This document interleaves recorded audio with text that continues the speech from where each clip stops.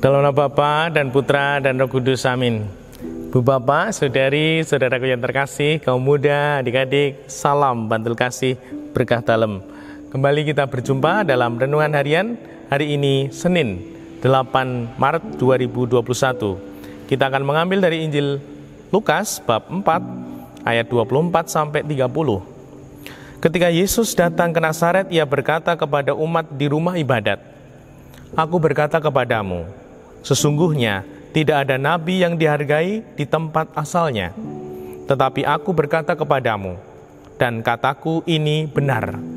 Pada zaman Elia terdapat banyak janda di Israel.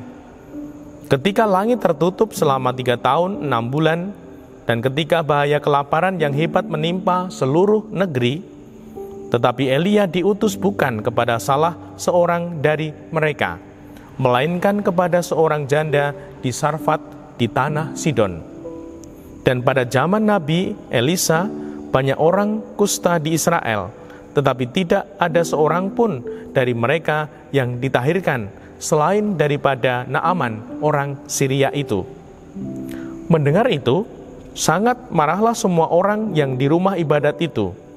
Mereka bingung lalu menghalau Yesus keluar kota dan membawa dia ke tebing gunung, tempat kota itu terletak, untuk melemparkan dia dari tebing itu. Tetapi Yesus berjalan lewat dari tengah-tengah mereka lalu pergi. Demikianlah Injil Tuhan. Terpujilah Kristus. Bu Bapak, Saudari, Saudaraku yang terkasih, sabda ini ngeri ya kalau sungguh-sungguh dicermati. Saya kutipkan. Mereka bingung lalu menghalau Yesus keluar kota dan membawa dia ke tebing gunung, tempat kota itu terletak, untuk melemparkan dia dari tebing itu. Bayangkan, mereka tidak setuju, bingung, lalu membawa Yesus ke tebing, dan Yesus itu mau dilemparkan dari tebing. Ini gimana coba? Yesus, Tuhan, kurang apa?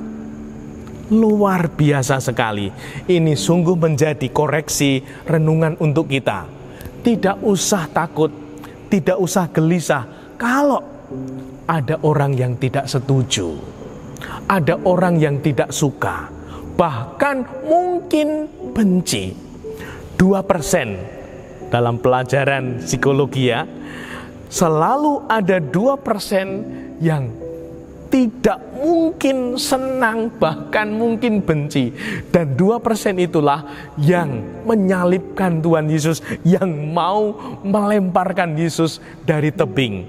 Maka sungguh semoga kita menjadi pribadi-pribadi yang lebih tatak, yang lebih tangguh, tidak mudah mengeluh, tidak mudah ngelokro.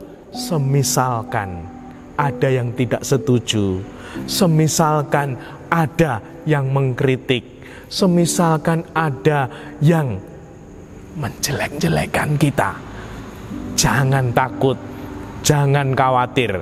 Sejauh kita niatnya baik, tidak merugikan, jalan terus.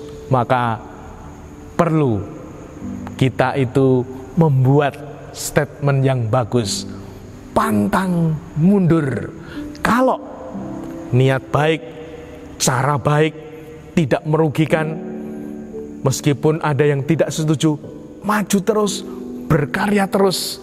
Tuhan menemani, Tuhan melindungi dan memberkati, seperti dalam Injil suci disampaikan. Tetapi Yesus berjalan lewat dari tengah-tengah mereka lalu pergi. Yesus tetap selamat. Kita tetap selamat kalau niat, cara, dan tujuan kita sungguh baik. Tuhan akan memberkati, menyelamatkan kita. Dimuliakanlah Tuhan kini dan sepanjang masa. Salam bantul kasih, berkah dalam. Dalam Bapa, Putra, dan Roh Kudus. Amin.